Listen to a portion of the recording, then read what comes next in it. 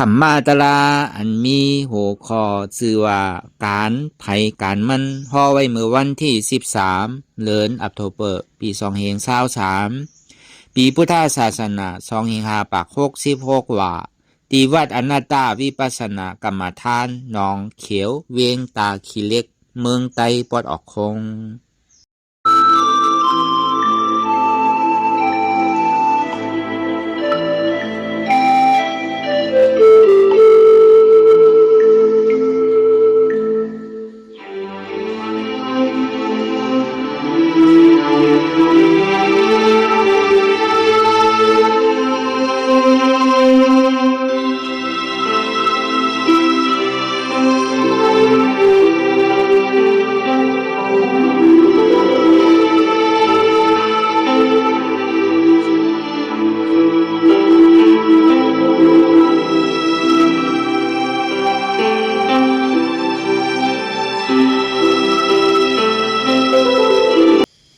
รายการนั่งอนัตตาวิปัสสนาภาวนาหานยอดทำอนัตตาในไหนออนทางส่วนไหนก็เรานำขาไก่กุดขากวาทับต่างขาซ้ายก็ไรอันนั้นขาซ้ายทับต่างขากวาก็ไรมือสองคนต่างตักก็ยาไว้ตัวสื่ออีวิเคียงนะอย่าไปหย่อนยานนะพยายามในเหี้ยวรับหูเนื้อเปิดหูยานปิญญารับตาเนื้อเปิดใจญาณปิญญาอยากตัวที่มันนอวิญญาณธาตุใจเดียนผู้นั้นอันไหนเสียนอันไหนที่มันพูดบอกเกิดขึ้นเป็นมานั้นเราหมอวางเป็นอนัตตาในอ่อนตั้งเข้าไปหันเจ็บไปหันทุกข์ะไปปองใส่เหนืออนัตตาโดยเกาะด้วยดีลมเธอใส่เข้าออกอ่อนตั้งเคยใส่เขายาวๆเคยใส่ออกยาวๆเคยใส่เขาลึกๆเคยใส่ออกลึกๆเขาเกิดออกตายเขาเตียนออกลูกปองเกิดเรียกตายไงแต่ว่าเขาตัวหลอกหลายเรามีญาณตั้งหันสื่อใส่ญาณตั้งวนสื่อใส่หันเฉพาะที่มันนำอุปเปิงไรเอาตั้งแต่สี่โกต่อไปที่ไหนมีอะไรพองไหนในที่ว่าเป็นเฮามีเฮาเตียนเฮาเปิ่งพองมันสี่สมัยนั้นป่นปีป่นเดินป่นวันมาต่อถึงมาเลี้ยวใครเท่าก็เท่ามาใครเป็นก็เป็นมาใครตายก็ตีในตายใครผ่านยานเนี่ยก็ต้องตีในผ่านยานกันก็เพราะนั้นเนี่ยไอ้กินขาข้าวยำเพราะว่าเนี่ยมันเก๋มากที่สังขารเนี่ยมันกินเท่าอยู่กูมือกูวันกูข้าวยำปีกินเดินปีกิน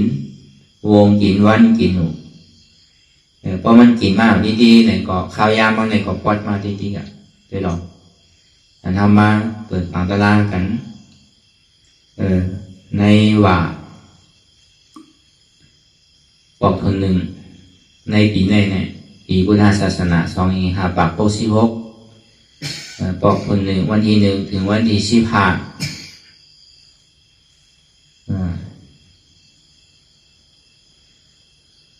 เดิน8ยิ่งกิเลสบอกทน2วันที่1ถึงวันที่15เดิน9ยิ่งกิเลสบอกทน3เดือนเมื่อเดียวเนี่ยวันที่1ต่อถึงวันที่15เดินชีวิตกิเลสเนี่ยวันเมื่อไหร่เนี่ยฮอดมาถึงวันที่13เนี่ยกินข้าวยามนั่นถามว่ามันดีไว้ว่าตอนไหนตั้มเลยนะก็ว่าดีเย้ากว่าเย้าเนี่ยก็เป็นนั้นเลยอันมันหันแจงแรงเหมือนนี้นั่นเท่าว่าอันเขาอ่อนกันมาสร้างที่กรรมด้านนั้นมันดีทนมากบอกกำหนด3-15 วันทัดกันเนี่ยเวียนคืนเดินในเกาะเป็นปอกกำเนิดสุดในปีในในเกาะกินกับข้าวยำปุ่นด่าว่ากูก็ในเกาะเขาก็เลยเฮ็ดนาทีปุ่นพรไปปุ่นพรมันที่เรียกว่าเต็มทนกับอันจะเขาที่ไรมาเฮ็ดเวียวิสาเลี้ยงดูลุ่มละสังขารยาหัน พอสินเมสินเขาเนี่ยก็แล้วว่าในกุศลบัดตั้งนำอ่ะก็บอกว่าซื้อไหนเขามีปิญญาลองที่อยู่ด้านเศร้าวันไหนเมืองนั่นลองกินลองวางเหมือนกันนะเขาก็เลย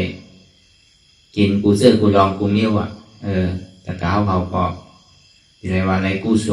เวลากินอะไรก็อยากกินก็มันอิ่มเหมือนกันด้วยหนังเก่าด้วยนะนางแลเสียตะกะพอไม่ออกในที่ใดมืดเกยกันลองต่างที่จ้างตื้อกำลองตั้งหันไล่จ้างไล่ตื้อกำวนเจ้าก็มีการวนเจ้าหนักเก่าใจว่าอยู่เจริญสละอยู่กับกาวากาเป็นใจเนี่ยนั่นน่ะตะเท้าเขาเนี่ยเลยมาเลี้ยงอยู่ลุ่มลาเนี่ยก็หันอยู่บางเผาเขาเลยเลี้ยงอยู่ลุ่มลาเนี่ยก็เขาก็ซ้ำมีขิงขาเข้ายามเลยมาเฮ็ดจอมเนี่ยก็เขาก็พูดก็บอกว่ากันปุญญาสังขายานปุญญาพอสินเมสิน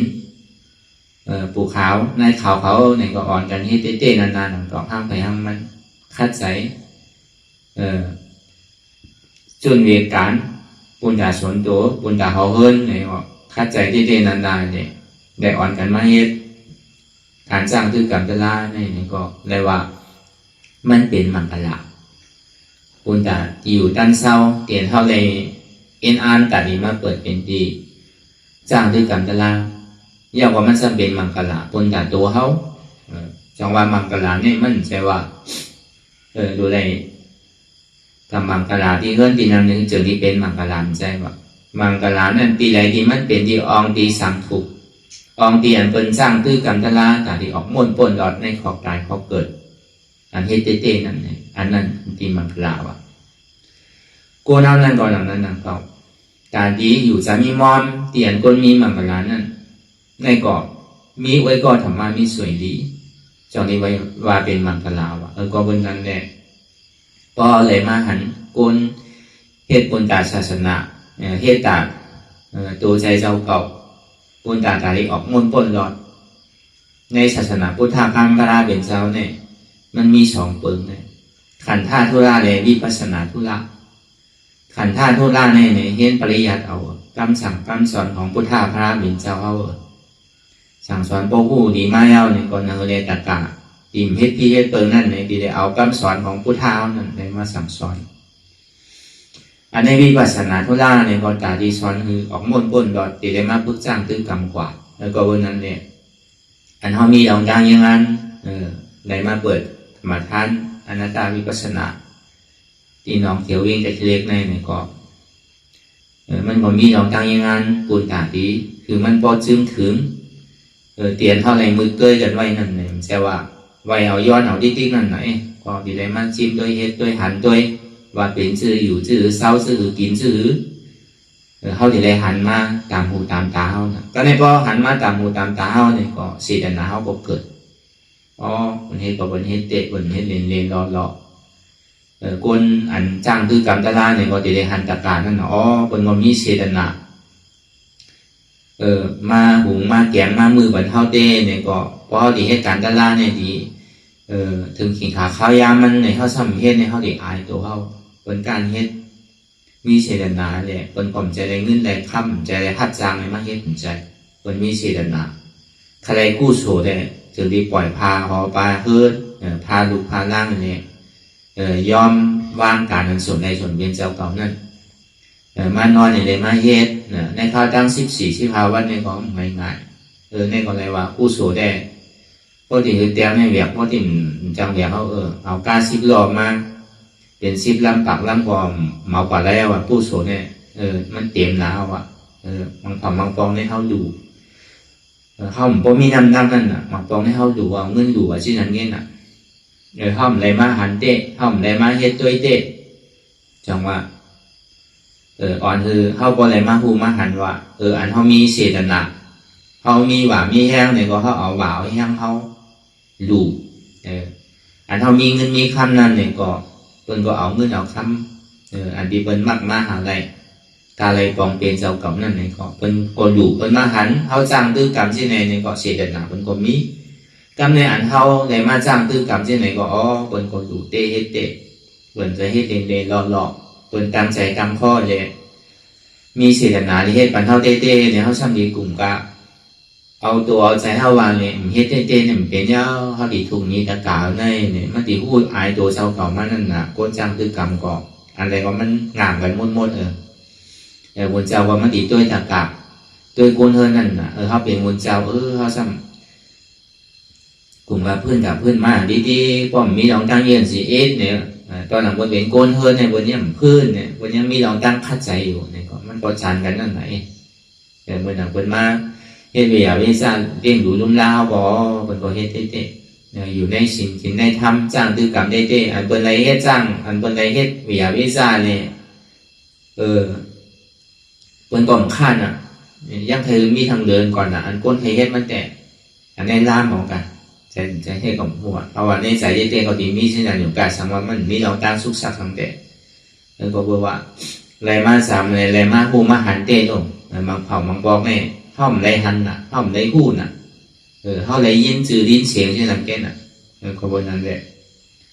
ปนด่าแต่ดีคือศาสนาพุทธะทำพระราเป็นเช้าคือเฮิงเพิ่งใส่ก่อนนั่นเองก็จะได้เพิ่งอิงกันนั่นน่ะอุปาสกอุปาสิกานั่นน่ะพิกขุพิกขุณีเนี่ยนั่นกับปานพ้องย้ำเหลียวเนี่ยมันหายหลายกว่าเย้าเนี่ยในกำผ่านเนี่ยก็บนก่อนพอหับก็คืออยู่หลายในเมืองมันในก่ออันเป็นปีดาสินเป็นแม่ขาวยังมีนำนะก็กลายเป็นสังเสก็เย้าอย่ามันกับกลายเป็นลองสินลองสีพาสีนุ่งนุ่งพาเงินพาข้ามอยู่ก็มันอยู่จอมสินก็มีพรดีสังเหมือนหนังนกย่างนั่นน่ะตัวหางเหลาหางลีหางแคมแล้วนกย่างกำชินนั่นนะเขาที่ได้ยินอยู่นั่นวัตถุนั่นมันใครกินปลาวะเวลามันทำเฮ็ดแกงกำชินวะอันนี้เอาลองเจ้าเตวัตัดที่เฮ็ดว่ามีสีเนี่ยเลยกับเปลี่ยนเรียนอาจารย์ชาติเขานั่นย่าสังขารแตกเป็นสองนั่นพระเป็นเจ้าจึงดีใครปืนก้นนั่นบางก้อนนั่นมีสีทำเฮ็ดแกงมีวะเฮ็ดคือบรรทันมาไล่กันน่ะก็làm bằng con mà màเอาเงินเนี่ยว่ะการดีเฮ็ดดีสร้างเนี่ยเพราะมันมีเงินมันยาวอย่างก็มันมีเงินมันยาวเงินแดงยาวเนี่ยก็การทำกว่าต้องดำก็ต้องหมอมีนั่นน่ะในรอบการเนี่ยก็อันทวนชาเนี่ยก็มันนำนั่นน่ะก็วันนั้นน่ะอย่างมีเฮ็ดมันหนังนกย่างกำสินว่ะมันซ้ำใครกินปลาน่ะมันตีกะหาในวันโกมันนกย่างนั่นนกย่างขาวนั่นพอโดยดังดอกในทางดีสุดอ่ะก็การทางในมันเนี่ยล้ำมืดไว้อ่ะมันเมียวนกย่างกินหอยกินปลามันก็เฮ็ดแกงกับจู้ขาคนเดียวอันนี้อยู่ที่ในหนองว่ะก็ในปลาเขาเช่นนั้นมาถามมันว่ะปลาเขาหอยเขากลัวเช่นนั้นมาถามมันว่ะมาถามมันซื้อเนี่ยเมื่อแค่ยังอยู่ละในเนี่ยว่ะกำชินว่ะนกย่างกำชินว่ะจุกขอนขาเรียวกำชินว่ะว่าเป็นนั้นเขาก็อยู่มันเตเขาก็ว่าเป็นเจ้าแม่นั่นน่ะการชินอยู่ที่ไหนกินกินปลาวะก็ในอยู่คนอยู่มันเอาหนากำไรนกย่างเนี่ยเพราะมันดีกินดีนะเพราะช่างตีหันมันว่ากำไรตีเฮ็ดซื้อละตีใหญ่ตีกว้างน้ำมันใหญ่นองมันใหญ่ดีอยู่ดีเสื้อเนี่ยแค่เหลือในมีจอกสุกไข่มือเนี่ยว่ะเกาดีอ่อนซูมือเนี่ยว่ะอันจ้างผู้สั่งให้เขายืมมันนั่นไหนมือก็มือใครมือเหลียดด้วยน้ำมันใหญ่นองมันใหญ่เดี๋ยวเสียงได้ก็เขาใครเปลี่ยนตีเปลี่ยนก้างของเนี่ยนะเหมือนคนเมืองเขานั่นน่ะอันท่อมไปยามพันวันเมืองบนขึ้นใหญ่นั่นเนี่ยก็เขาใครมือนั่นน่ะพอถึงกว่าเต้อันใดพอเสียเงินกำพอยาวอันบนใดให้การเมืองไทยนั่นเป็นนั่นนู้นกำโดดต่อวัดกำโดดต่อไว้ว่ากำไว้เขียวกำไว้ของไว้ยังก็ก้อยกับมั่วถึงไงอยู่วันบนเมืองบนนั่นพองก็เลยขาดเอาน้ำก็เลยซื้อกินเขาเลยหุงกินเงินเหลือของก็คือเมื่อไปพูดถึงเด็กก็อับเหมือนหนังดีเปียวไว้เพราะตัวในทางตัวในพงตัวในทีวีเช่นนั้นแต่อับดีอยู่ดีตัวอันติมดีอยู่ดีตัวเป็นเปี้ยในเขาเนาะเป็นเปี้ยในกุฏิน่ะแล้วก็เป็นนั้นแหละนกย่างในว่าเมื่อไรเพราะไผ่ไทยเมื่อก่อนในว่าเพราะเป็นนั้นเนี่ยมันก็เอากว่าป้อบัดถุงถึงตีหนึ่งมันกินแบบได้ดีกว่าไหนมีที่ไรหลังน้องมันมือตกซุ่มก่อยเอาวะข ของเมืองเงือโลกเนี่ยว่ากินเนี่ยเพราะใครจีบว่าในน้องนั่นตั้งในกึดปูตัวหนึ่งว่ะปูก็ปูซ้ำแรกว่ะปูนั่นอยู่ที่คลองดีๆว่ะนั่นเพราะว่ามันตีซักมันตีกูบอกได้มันตีเอาขามันย่ำเนี่ยมันใจก็มันเอาส้มมันกาบไว้เนี่ยมันถางหางอื่นดีดูเวลาปูตัวนั้นเนี่ยมันปันว่ะ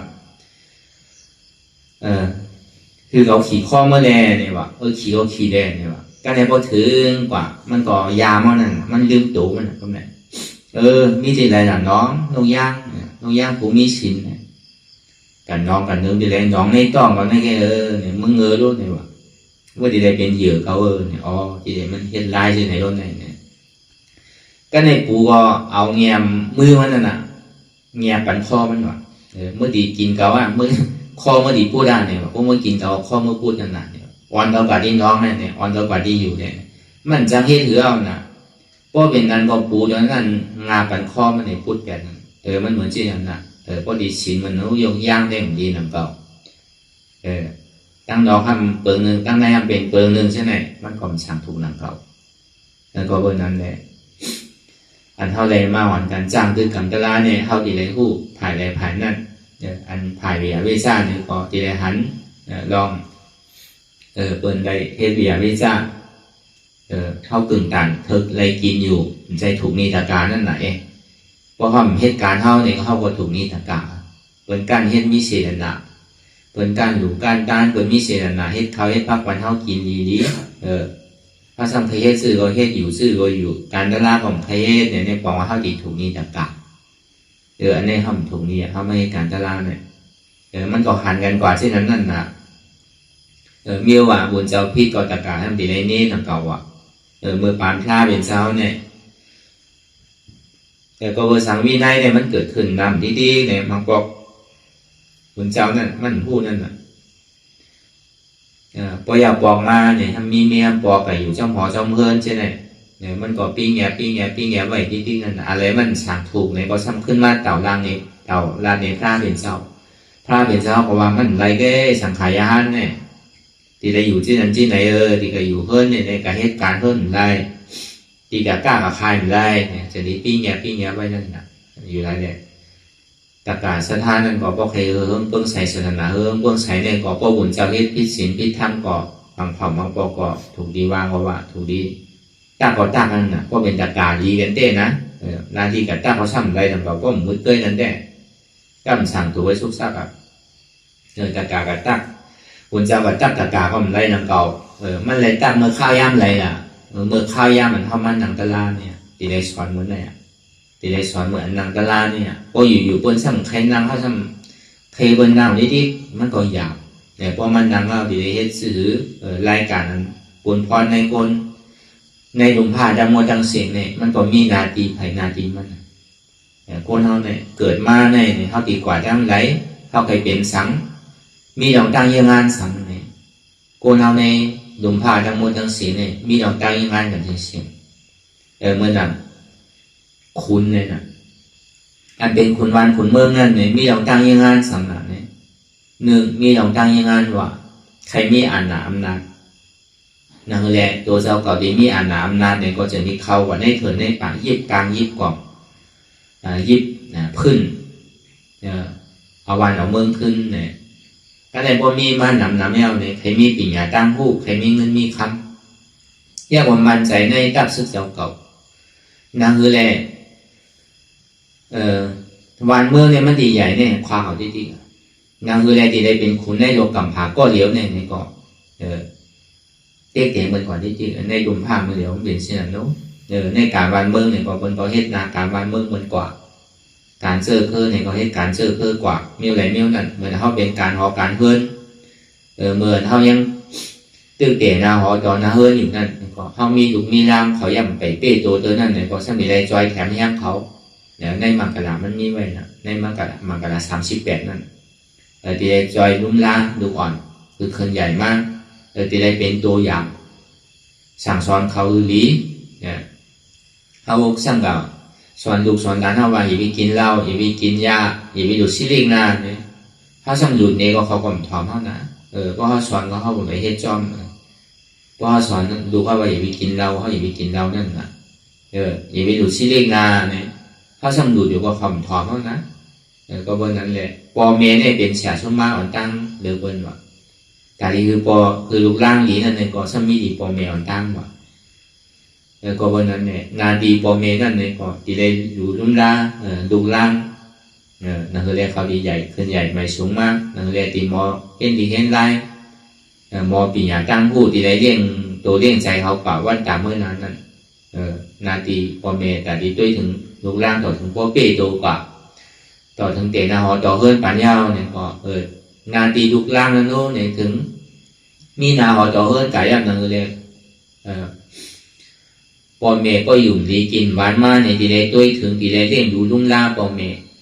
เหมือนเท่าเฮ็ดไรหาเลยปอเมเท่าเท่าไม่เอาเก๋ไม่เอาเนี่ยก็เท่าก็ซ้ำขึ้นที่ได้ขึ้นสืบเลี้ยงปอเมเท่าขึ้นเลี้ยงดูลุ่งล่าเท่าขึ้นผู้จักตีต่ำตีสูงใช่ไหมมันก็เป็นนาทีสั่งสอนกันมากเมียวไหนเมียวนั่นวันไหนวันนั้นแต่ต่อถึงกำเนิดสุดมาเนี่ยถึงดีปอเมเฮาลูกหายตายกว่ายาวเนี่ยบางของบางวงเนี่ยมันกันต่อกลุ่มเกซูเหมือนตึกยังตึกเปลี่ยนโกนผมมีลูกเนี่ยโกนยอการน่ะมันยังตึกโตเตใหญ่มายังไปมอเฮ็ดมอหามันจังหาเงินดีเลยมาเลี้ยงดูลุ่มดาปอเมน่ะตัวมันยังเอาตัวปนเขาที่ไหนก็มีไหว้เสตัวเจ้าเก่าขึ้นใหญ่ใหม่สูงไม่เอาเนี่ยปอเมเลยดูหายตายกว่ายาวเนี่ยก็ตีได้คุบใจอะไรวะตีได้เฮ็ดตั้งหลู่ตั้งต้านเนี่ยหลู่ต้านกันวะสังวะในจากได้เล่มได้เล่งหลู่ลุ่มล่ามได้หันนาปอนาเมเนี่ยก็ถึงดีปอเมเลยลูกหายตายกว่าเนี่ยก็เข้าก็ตีได้เฮ็ดหลู่ต้านสังเสก็ยาวอยากคือย่งสู้ถึงปอเมเขาคือเขาเลยป้นทุกข้าถึงสุขข้าวะเพื่อการเมืองมันเนี่ยไปตายได้เขาเล่งหลู่ลุ่มล่ามเหมือนนั่นอันเท่าคุ้มจะเลยปอเมเขาเนี่ยเมื่อศาสนาพุทธะเขาเนี่ยพิงทุ่งเขาพอเราเล่นหนังกรอบนะอันเท่าใกล้เฮ็ดอยากนั่มดูต้านปันขับกุลเนี่ยดูต้านปันปอเมเขาเนี่ยเข้าใกล้อยากเมื่อขิงไรล่ะเนี่ยใกล้เพกุศลปันเมื่อไรล่ะเมื่อเข้าบานเนี่ยปอกหนึ่งเมื่อออกวายปอกหนึ่งแยกว่าเมื่อปีใหม่พ่นนำปอกหนึ่งเนี่ยนะปีหนึ่งมี3 ปอกไหมลูกถึงเนี่ยก็เขาก็ได้อยู่เลยแค่ต้านปันเนี่ยสินั่นเองนะโกนเขาเนี่ยซ้ำกินว่าเนี่ยเป็น3-4 ตาลูกอันนี้เขาอยู่มันโปรมันเมเขาเนี่ยปีหนึ่งมีหลายปอกได้ก็เบอร์นั้นเนี่ยก็คือมันสั่งถูกดีแต่ก็มันหนูเลี้ยงดูลุ่มล่างเมื่อปองตึกปอเมเขายังตึกมีอยู่ในวะตัวเลี้ยงดูลุ่มล่างเมื่อขิงข้าวยักษ์ในวะวยการเลี้ยงดูลุ่มล่างต่างมือเสียต่างเนี่ยก็ที่ว่ากลุ่มเกซูปอเมเนี่ยสุดดำสุดวะเอาต่างไว้เนื้อว่าก้อนหนึ่งต่างไว้เนื้อไส้ก้อนหนึ่งเนี่ยเดี๋ยวกว่าปุตีก็ตั้งขีใส่ดีเนื้อว่าเยียวใส่ดีเนื้อว่าเนี่ยนี่ก็กลุ่มเกซูปอเมนว่าเนี่ยมีมือสุดการที่ต่อกลุ่มเกซูปอเมนมีมือสุดไรนั่นเนี่ยหนึ่งตัวเขาหลุดเป็นคนดีว่ะเขาหลุดเป็นก้นดีเขาหลุดมีศีลมีธรรมว่ะเขาเลี้ยงดูลุ่มล่าปอเมนอะไรเนี่ยก็เขาอย่าปิ้งปันตั้งไม่ปอเมนเขานั่นน่ะเพราะเขาดีเอาในเขาจังกับปันตั้งไม่ใครรู้ก็เบอร์เขาดีเนี่ยเขาปันตั้งไม่ปอเมนเขานั่นน่ะก็มีเงินก็เอาเงินมาลูกเนี่ยก็ใครเสียงเจียวซื้อเสียงเจียวบ้านนู้นก็ใครกล้าซื้อกล้าบ้านนู้นในนั้นน่ะก็ใครโค้ซื้อโค้บันพองนู้นอันนี้บอกว่ามีจากปอเมน่ะตัวบ่ใหญ่บ่หลวงว่ามีขามีมือดีอยู่หมอเฮ็ดหมอหาซ้ำกลุ่มก็เป็นโจรในเฮือนอยู่ที่ก็ปอเมเนี่ยมันเชื่อใจอะไรบอกแต่พอเป็นเมียวนั่นก็เฮาว่ามันน่ะเป็นโจรในเฮือนนั่นน่ะมันเป็นเช่นนั้นก็ไอ้กะตาดีต่อกลุ่มเกซูปอเมอะไรนั่นมันเขาว่ามาเมื่อเช้านั่นแหละอันคือดีคือ3 ถุงนึงตัวในหนูเป็นก้นเดียวตั้งเป็นซื้อเติบซื้อก็ย่อเพราะมันเติบสุดเต้ๆเนี่ยก็พอเขาถึงสินค้าข้าวย่างอายุอาศัยเข้ามาถึงเป็นข้าวย่างโดดเฮ็ดโดดหาอายุเศร้าปลายมาได้ก็มันโดดย้อนมันดีย้อนเขาก็มีขามีมือเขาโดดเฮ็ดหาเขาก้อยเขากลุ่มก็ย้อนอยู่ก็มันมีมือย่ำเป้โตเห็นปอกเขาโดดอะไรเกิดขึ้นมาเนี่ยเขาโดดอะไรมีลองตั้งเป้โตมีลองตั้งปีหยาตั้งผู้ก็เบอร์นั้นเนี่ยมือข้าวย่างอันเท่ามีสินค้าข้าวย่างโดเฮ็ดเอานั่นมันโดเฮ็ดตึกเจ้านั่นน่ะเพราะว่าเสียอายุอาศัยเก๋มายาวอย่างนี้ที่กับซ้อนกับเฮ็ดมันตั้งอยู่แล้วก็เบอร์นั้นเนี่ยมันมีข้าวย่างเมื่อข้าวย่างมันเท่าตีซ้อนดีทำดีเฮ็ดหนุนนั่นตั้งแต่6-7 ปีเหมือนพระเป็นเจ้าพ่อไว้อยู่เฉยๆปัทมาอยู่นั่นเอาตั้งแต่ผู้กว้างมาต่อถึง20 หาเนี่ยโดเฮ็ดเอาปีหยาตั้งผู้ใครมอสังเฮ็ดสังโดเฮ็ดเมื่อข้าวย่างนั่น ข้าวยำขึ้นโหลดเตนะหอดอเฮิรนการดีเลี้ยงลูกเลี้ยงเมการดีเลี้ยงดูลุ่มลาปอเมด้วยถึงปอเมก่อนนั่นนี่ก็อายุ25 ต่อถึง50เนี่ยการดีเตนะหอดอเฮิรนก่อนเลี้ยงดูลุ่มลาก้วยการเลี้ยงดูลุ่มลาปอเมว่านั่นเทศสื่อว่าย่าเนี่ยมันมีมาสุดไรบอกว่าอันตาดีคือมันสุดไรนั่นหรือเสว่าจับโจรเขาคือเขาปองแสงเลี้ยงใจตะลาคือหยุ่มยามพระราตราสังขะคือคัดใจตาดีออกม้วนป้วนหลอดในสังสารโวทุกข้าคันใจนั้นสังว่าเขาเข้าใจเขาปองใจเอาคำว่าจ้างตื้อกำแลเป็นก้นผู้ท่าเจ็ดหมันมาเนี่ยเอาในตอบผมเกจูปอเมในสันติมดว่าป้อมือไรเนี่ยป้อในเรากล้าว่าเนี่ยตึ้งมดอีกป้อว่าเพศสื่อก็เรือเสว่าเอาล้อพุทธลาเนี่ยตอบผมเกจูปันในสันติมดกลุ่มเกจูปอเมนวันนั้นเท่าว่าเมียวไหลเมียวนั่นก็มันก็มีนาทีปุนพรของไผ่ของมันนั่นจองว่าการเรียนเข้ามาให้การกระลาในก่อนนั้นหนังเก่ามันก็มีนาทีปุนพรของไผ่ของมันหนังเก่าจองว่าในการศาสนาพุทธคำปราเป็นเจ้าเนี่ยมันมี2 เปิงนะขันธาธุระวิปัสสนาธุระการหอการเพื่อเนี่ยมันมีนำหนักการบุญเจ้าก็มีนำหนังเก่าโดเฮ็ดโดช่างนั่นคือตีมันไปสร้างทุกตีนางกระลามันแค่มเรียบนั่นคือเลยคนพวกที่ใดอยู่ก็เย็นตีนางกะลาโกนหลุเลยหางแห้นไว้เลยซ้ำที่อยู่ที่เศร้าถึงก็สั่งถูกพวกเท่าพวกเก๋มาเนี่ยพวกมีห้องนำตั้งไรตัวเนี่ยก็มันเหมือนหนุ่มนะพวกหนุ่มเนี่ยเป็นซ้ำกว่าๆมากๆก็ไรอยู่อย่างเก่าก็กับพวกอายุว่าสักเท่ามาเนี่ยพวก10 ปลายไม้เอาเนี่ยบางกองเนี่ยมันย่ำตันพวก10 70 ไม้บางกองเนี่ยย่ายหมอกย่ายป้นกว่าหมอก4 5 ย่ายเนี่ยก็เยอะกว่านั้นก็มีคนเอาผมไปลุ่มล้างคนทำไปหู้ห้องทำมาเขาผมหู้มันก็นี่มันมีเป็นเล็กเอาหน่ะเพราะว่าใครพายว่าเนี่ยก็ยางกันเนี่ยก็กลัวอันนี้ก็ดีเข้าใจนะเขาก็วันนั้นเนี่ยในการเรียนตีไรก็มันมีนาการของภัยของมันนะเขาตีวัดนั่นก็มีนาการนะเขาแต่ที่เฮ็ดตีอยู่ตีเศร้านะเลยยุ่งติ่มครบนะเลยมันตีกวางหลีนะเลยมันติ่มอึดอัดมันดีถางนางไรหลีนั่นเนี่ยก็หึงก็สั่งถูกเลยตีเปิงหลงมันก็ตีในมีตีนางกะลามีตีนางกะลาเย้าเนี่ยก็ตีไรมีตีอยู่ที่เศร้าเนี่ยก็เป็นอะไรก็อยู่ภัยอยู่มันพอภัยของมันเนี่ยก็ดีหนังเก่าแต่เพื่อการพอมามันอยู่ในเถินได้ป่านดีกูเนี่ยก็อยู่จ้องกัน2-3ก็เตียนเขาเฮ็ดไว้เช่นนั้นตีห้องน้ำในสังตีกินตีเขาซุ่มซ้อมในสังเช่นไหนเนี่ยมันก็มีนาทีอันแรกนั่นของภัยของมันมีไว้นะหุ่นเจ้าปริยัติก็มีนาทีเช่นนั้นหุ่นเจ้าปฏิบัติเนี่ยก็สัมติได้มีนาทีนาทีเพราะว่ามันมีคนเอาบุญพ่อเนี่ยก็มันดีอยู่บ่มจอยกันเช่นนั้นในตามมันดีเป็นศาสนาเพิ่งใส่มามันกามอะไรกามนั่นมันเหมือนกันกามบุปกป้องให้เป็นเปิงหนึ่งกามโมเดลนี่มันเป็นเช่นนั้นนะเพราะหุ่นเจ้าเฮ่อจ้องก่อนไรกามบุปกป้องเหมือนอย่างพระเป็นเจ้าเนี่ยหนูผู้ซ้ำเพราะว่าหน้าท่าปีนี้กาสะเทมาหรือว่าเนี่ยก็เพราะอะไรคว้างเนี่ยก็หุ่นเจ้าหนูกับไม่ใจเหมือนเลี้ยวที่เฮ็ดซื้อที่สั่งถูกซื้อในก็เฮ็ดอันใดมันเข้าใจในก็มังปอกพระเป็นเจ้าปันอนันตาด้วยไว้ในสังเจ้ามุกขนาดในสังเมื่อนั้นจองบุพายงอันตีนางวิสาขาเฮ็ดไว้นั่นอย่างเรียนมันดีเจียวเย้านั่นในเจิงที่ปันเอาเจ้ามุกขนาดนั้นทิ้งไว้แล้วก็การบุญเจ้ามันโดนได้จากกระดูกคามเหมือนเมื่อเดียวมันโดนได้ยับเงินเหมือนนั่นได้ยับได้ไรอยู่ก็เบอร์มันโดนได้ชุกซากสำนักนาดีบุญเจ้านั่นก็โดดซ้อนเนี่ยนาทีหุ่นเจ้านั่นโดดจ้างด้านล่างก็โดดจ้างเนี่ยมันเลยมาซุกซากเหมือนเมื่อเดียวเนี่ยอันใดก็เป็นหุ่นเจ้ามดดิ้งเนี่ยก็เดือดใจแล้วก็วนกว่ามือนั่นเนี่ยเทปอกขึ้นกว่ามือกาพาดเจ้าก่อนโดยได้ซุกซากนั่นมาข้าวยามเหมือนพระราเหมือนเจ้าเขาอยู่นั่นเสือถาบนอยู่ว่าบนคอมได้หุ่นเจ้าซุกซากเปิ้นอยู่บนยาวการกำเดียวที่ได้เห็นหมอกกระหือตัวโกนันตาดีมาเขาบางตาลาในมีหมอกกระหือเนี่ยเป็นล่ามแล้วตาสังขายาห้านอยู่นั่นรู้ที่ได้อยู่ชื่อมีชื่อในลังพองเนี่ยก็เป็นก็หางแฮมหมดตะกะอุปโศกอุปสีกามันนางวิสาขาก็เป็นเช่นนั้นหางแฮมไว้เรียบร้อยตีอยู่ตีเศร้าตีห้องมือห้องซ้อมเช่นไหนเป็นเฮ็ดไว้เรียบร้อยตีมุนเจ้าอยู่ชื่อตีตาตีมันนางตาลาตาตีมันพอตาลาเป็นชื่อตีได้เฮ็ดชื่อตีพระเป็นเจ้าเฮากิ้งนั่นนู้นตีได้เฮ็ดชื่อเนี่ยมันโดนอะไรมาสุกซักมุนเจ้าถึงข้าวย้ำนั่นน่ะเมื่อเดี๋ยวนี้มันเป็นเช่นนั้นนะหัวเจ้าเนี่ยมันเก๋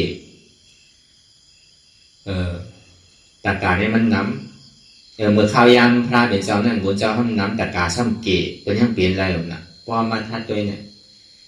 บุญเจ้าเนี่ยน้ำได้สุกซักน้ำก็มีนาทีบุญพรของไปของมันเนี่ยจ้างตื้อกรรมตะลางกว่าเวลาเมื่อเดี๋ยวเนี่ยบุญเจ้าเกะตากาห้ามน้ำก็การตากาน้ำหมูเซต้าในก่อนใดก็เป็นบุญเจ้าดิ้งดิ้งน่ะตีไรวัดไรว่าใดตีไรก็เพราะบุญเจ้าหมอนโฮมเนี่ยเนี่ยก็มันเป็นขึ้นไรพอมาวนการด้วยเต้เนี่ยการบุญเจ้าเต้เนี่ยมันโดดเป็นการเหมือนดังไล่เดียนเท่าจ้างด้วยกรรมหน้าตาวิปัสสนาในการบุญเจ้าในนี้เต้มันโดดสวรรค์ตัวเดียวกันมันโดดได้คู่ซ้ำโดดได้สุกซักซ้ำโดดได้มีโดดได้กับสุกซักยุงเจ้ามันนั่นนาโดดตัวอันนั้นนั่นอันนี้มันถูกในคนละกับตัวเช่นเงี้ยมันโดดได้กับสุกซักอย่างด้วยกาก็เอากาปานพ่อยามเดียววันนี้มันซ้ำเป็นเช่นนั้น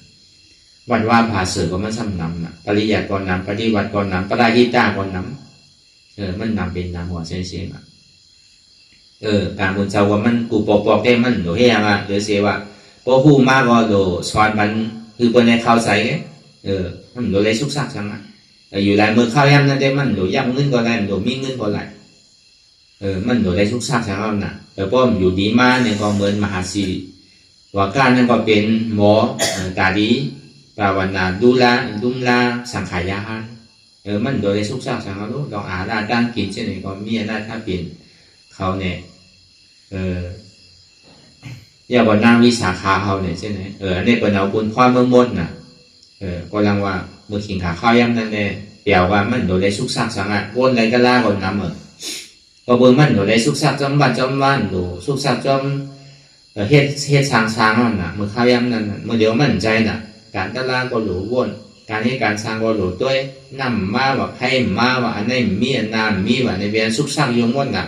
อยู่รายการตลาดก็มันจังด้วยลินจังเฮ็ดดีดีเต้เนี่ยมันเป็นคุณพรไปคุณพรมันหลงนี้ไว้เช่นนั้นก็แต่พอมาสอนด้วยในการปานพ้องยามเดี๋ยวเนี่ยพ่อบุญเจ้าลูกเฮ็ดลูกอ่อนลูกโจนเนี่ยต่างมันดีเป็นมากง่ายมันยาวเสตนาก็มันเสตนาถึงปลายนั่นน่ะผลตกมันตกจอมขิงนั่นน่ะพวกผลตกจอมขิงได้ก็ดีอยู่กำนำเนี่ยมันเป็นเช่นนั้นเนาะมันตกจอมขิงนั่นน่ะมันตกจอมขิงคือลาเนี่ยผล9 ปีผลกลางปีผลปลายปีว่ะเจตนาเขาเนี่ยมันเหมือนหนังเจตนาเขาเนี่ยมันเหมือนหนังเจอพันว่ะเจตนาเท่าใครอยู่ใครกันนั่นกำในองเตียนเท่าใครอยู่ใครกันนั่นในช่างเหมือนเธอละเหมือนลินลีหน้าลีว่ะลินดีหน้าลีนั่นเนี่ยเขามีเจอพันเจตนาดีแล้วมันถูกเปิ้นเต๊กเต็งถูกดูคำเขามีเจตนาเกิดขึ้นมาห้างกล้วยเอาเนี่ยก็มีเจตนาเกิดขึ้นมาห้างกล้วยเอาเนี่ยเขาสำรวจได้ปลูกหญ้าปีอันดินดีหน้าดีว่ะเจอพันดีอยู่เสตาก็เวลายินดีหน้าดีอยู่เสตาเนี่ยก็สมติเลยมีผลดีหนังเก่าอ่ะผล9 ปีก็ดีได้ดีว่ะแต่ผล9 ปีอันวันนั้นเขามีเจตนาเจือนปลอดข่าวใช้มีไผมาวางคาพอมีไผมาจี้สั่งเขาคือดูในแหล่งดูนานมันมีนะคนเขาว่าผล9 ปีก็ดีว่ะก็ในผลกลางปีเหมือนเขายังตึกจกผลนั้นมันเสียงคือก็ปล่อยมันอ่ะสิดีตีหลัวต้องมีสื่อก่อนเป็นสั่งอ่ะเสียงคือก็ปล่อยมันอ่ะอันนั้นก็สำรวจดีว่ะก็ในกำเนิดส่วนมาเป็นถือมาเราอยากใครว่าสื่อก็ยาวว่าอย่างมาเนี่ยมันจังมีก็โกนเท่าไหร่เพราะมันแมนมันสั่งกันมาอันนั้นเป็นเช่นนั้นบางปอกมันจังคนดองเก่าดองสั่งกันมามันก็มีนะอยู่ได้เนี่ยพระเป็นเจ้าสั่งเจ้ายาฮานเปิ้นกำนำเนี่ยเปิ้นเกิดทีใดก็เปิ้นพ่อสุขวาเดนนั่นก็อยู่ที่เมืองอันเปิ้นฮู้จักนั่นน่ะป้อมใจในเปิ้นดีวนดองตั้งเก่าลองตั้งหลังในโกนเท่าเนี่ยย้ำให้พิษมันมีกันดูก็เปิ้นดีถามเรียกเราลำไหนเมื่อมันตึกเป็นโกนในขี้ยกขี้ยาขี้แอลขี้เดะขี้กูเมียวะขี้สักว่าขี้ดีก้อยๆมันเป็นขี้ความใจเนี่ยพวกเป็นสิ่งนั้นมาเนี่ยเสดนาโต้น่ะอยู่ได้เนี่ยอย่างก็มันเต็มคนนั่นน่ะอยู่ได้แล้วเฮ็ดตั้งดีเฮ็ดสังสรรค์ใดตั้งดีเนี่ยก็เพื่อว่า1เจอพันเฮาดีเจอพันเฮาหมังบอกมันดีมีอย่างจุดๆอ่ะเจอพันดีเนี่ยใจก็เจอพันดีอยู่เขาหามาเลยสุจริตอยู่กันรักกันเลิศไผก็จะเฮามาหวานหญ้าดีหน้าอยู่เสียด้านนี่ก็ผล9 ปีใน2 ปีอยู่5นั่นก็มีเจตนาเกิดขึ้นในใครดูนั่นก็อา อันหนาเรดูห้าเนี่ยนั่นผลต่อปีดีอ่ะตัวอันหนาเรดูก็ในสองมาเนี่ยผลกลางปีเหมือนเขายังเรียกว่าการดูการต้านวันนี้มันพูดได้มันดีเชนคือมันดีมดคือมันพูดได้แต่พอมันเฮ็ดกว่านี้อันนี้ก็ดูอันหน้าก็ดูจิ๊กจ้องเนี่ยเพราะมันจู้มันกดน้ำมือเข้าย้ำนั่นน่ะมันโดดโจกดิ๊กๆน่ะเพราะมันโจกดิ๊กๆเนี่ยมันไข่เปิงอ่ะเพราะเป็นที่ไหนผลกลางปีดีก็ได้ผลปลายปีมาเนี่ยมันว่ามันเจ้านั่นน่ะสำคัญสุดอันเท่าผมพูดจักเนี่ยก็ควรทำในป้อมพูดจักปืนกันได้ก็ดีอยู่เพราะพูดจักมาเนี่ยมันเดี๋ยวเอาปืนหายมาวนอันปืนหลีมันเฮ็ดไว้นั่นมันคุกใจแล้วอ่ะเปิ่นเพราะใครเอามาวนเพราะว่ามันหลายยามเฮ็ดไว้ดีลองเงาเนี่ยก็คนก็ถึงว่ามันดีต่อโจนั่นน่ะเพราะเตียนเท่ามือเท่าเกยเตียนเท่าพูดจักนั่นตอนอย่างพระราเป็นเจ้าเขาก็ยังตึกวางเช่นนั้นน่ะอันจ้าเปลี่ยนปีน้องเจอคืนนั่นหารแก่โตตึกมีลูกอ่อนให้ปล่อย8 ลูก 8 เม8 ปอ 8 เมเอาส่วนตัวเราเก่าเว้นตัวถึงเจอคือปีน้องเนี่ยก็อะไรก็นั่นก็เป็นป้อมทำมันเหมือนอย่างเจ้าสุปาพุทธานั่นก่อนเป็นปอนายของพระเป็นเจ้าเป็นปอนายสถานะนั่นบนพี่ต่อพระเป็นเจ้านั่นปล่อยลูกก็เป็นเมห้ามเมไม้นั่นก็ป้อมได้สืบเจอสืบเคยที่ไหนนั่นเฮ็ดอย่างสู่ต่อพระเป็นเจ้าด้วยนั่นเหมือนอย่างเทวดาก็เป็นปีไอเต้ๆของนายสถานะมันจะว่าเฮาที่ไหนแก้พระเป็นเจ้าอย่างดอดแล้วก็บนนั้นเนี่ยเตียนเฮาว่ามันน่ะผลปลายปีมันใครดีอ่ะมันถึงตีจุดอันหนึ่งมันก็เพราะว่ามันเฮ็ดกำไรกู้โสเนี่ยก็มันไรต่อนาซื้อตาตั้งตาเนี่ยก็บ่ว่าซื้อไหนเจอพันดีดินก็ดีผล9 ปีก็ดีผลกลางปีก็ดีผลปลายปีก็ดีพอเฮ็ดสิ่งนั้นแล้วเนี่ยบางเผ่าบางปอก็มันก็หันซื้อนาตั้งตาคำเดียวเฮ็ดดีก็อะไรดีเฮ็ดกู้โสก็หันกู้โสเต้คำเดียวอันที่มันกะลาดกะโลเนี่ยก็เปว่าผลมันตกมันพอผลมันตกมาแล้วนี่เจอพันธุ์เฮาปลูกกับเขามันก็บ่ค่อยดีน่ะปลูกผักก็ผักมันบ่ค่อยดีอ่ะแล้วก็บ่ทางล่ะมันตกมันแล้วก็เบิ่มันตกมันนี่มันบ่ค่อยดีนั่นน่ะมันใจข้าวตกก็ตกมือข้าวตกซ้ำตกเป็นเช่นนั้นเนี่ยคือผู้คือป่องแจงแรงใช้ไว้ที่ไหนอันนี้มันก็มีหน้าที่การให้การมันติดแต่กันผ่ายปริยัตินั่นเนี่ยก็เมื่อเดียวเหมือนกันปริยัตินั่นก็สังขารทุกข้าผ่ายปริยัตินั่นก็พอดีอยู่เลยคือแต่กามาจอยมาตัวเนี่ยมีอ่ะพอได้เอาใกล้เลยตุ้งหาในวันในเมืองในเวียงเนี่ยจ้องในว่าวัดในว่าคนดีรู้แต่กามันตีขิงขาข้าวย่างไปเลยเข้ามาตีเลยมันจำก็เข้าเทนั้นแค่น่ะแต่กาสถานเนี่ยเหมือนไก่เหมือนเท่าที่ไหนอยู่ในห้วยในดอยที่ไหนแต่พอมันเจอเทพมันมาหนังเก่าพอมันเสียแต่หนาดีเต้ย่อก็มือเกยเต้เลยมาหนังเก่าเสียแต่หนาดีสถานจืนเต้ส่วนนี้มาเส้นดังก็หยาบซ้ำอยู่ในห้วยในดอยมีปืนมีไพ่พอเปิดมาพอมีเสียแต่หนาเต้พอมาปองใครมาพอมาใครปองอารมณ์กล้าใหม่ๆเข้มๆพอมาเก่าหมดพอมาพอใกล้กว่าไปมาในมีจอมเสียการนะเปลี่ยนที่ไหนน่ะที่ไหนก็มันรอดเลยนะคุณเจ้าก็ถ้าการได้เปลี่ยนที่นั้นกว่าจอมสภาวะวันเมืองเปลี่ยนกว่าคุณเจ้าก็การได้ลงดูขับก็การได้ลงตุ้งซ้อมนะเขาพ่อมเห็นเสียงว่าทำอะไรลงแต่ดีคือศาสนาเพิ่งใส่กว่านั้นก็ดีไปแต่กาเปิงนึงเปิงเดียวเลยมันอะไรคุณเจ้าก็ดีเลยชอบมากราบมือเดียวเนี่ยมันใจเปรี้ยวพอเปรียบได้ก็อยู่ในเถินในป่าผู้สาวนั้นมันดีอ่ะอันนั้นในการเย็นดีอ่ะดีเต้พอตีเอาว่าเต้ก็กำลังสุดมาในก้นท่าพอจะหาตั้งออกป้นกันอ่ะอันการนั้นเท่าเย็นอยู่มือเดียวเนี่ยมันเป็นปราหิตาบาการนั้นเท่าคัดใจกันแน่